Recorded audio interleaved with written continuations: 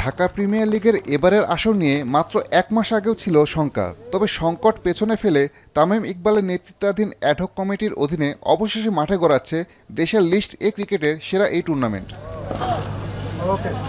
ঐতিহ্যবাহী আবাহনী মোহামেডান ছাড়াও এবারের ডিপিএলে খেলছে Dhaka Leopards, City Club, Gazi Group Cricketers, Brothers Union, Legends of Rupganj, Rupganj Tigers Cricket Club, Gulshan Cricket Club, Bashundhara Strikers, Agrani Bank Cricket Club ও Prime Bank Cricket club.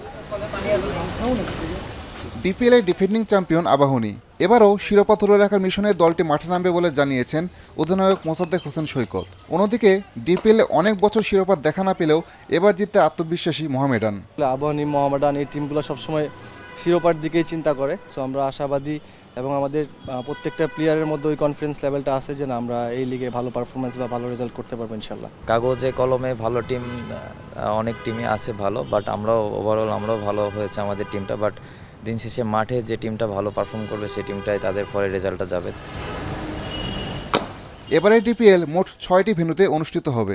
BKSP 3 ও 4 নং মাঠ ছাড়াও খেলা হবে BKSP, Bashundhara Cricket Stadium, Cricketers Academy ও ইউল্যাব মাঠে। তবে আন্তর্জাতিক ব্যস্ততা না থাকা সাপেক্ষে মিরপুরেও ম্যাচ অনুষ্ঠিত হতে পারে বলে জানিয়েছে সিসিডিএম। এবারে ডিপিএলে থাকছে না সুপার লিগ ও রেলিগেশন লিগ। টেবিলের তলানিতে থাকা দুই দল নেমে যাবে প্রথম বিভাগে। সিঙ্গেল লিগ পদ্ধতিতে একে অপরের মুখোমুখি হবে দলগুলো। 11টি করে ম্যাচ শেষে পয়েন্ট টেবিলের শীর্ষ দল জিতবে শিরোপা। আগামী 11 জুন পর্যন্ত ডিপিএলের ম্যাচগুলো অনুষ্ঠিত হবে। প্রতি ম্যাচের মাঝে বিরতি রাখা হয়েছে 2 দিন, যার মাঝে প্রথম দিন বিবেচিত হবে রিজার্ভ ডে হিসেবে।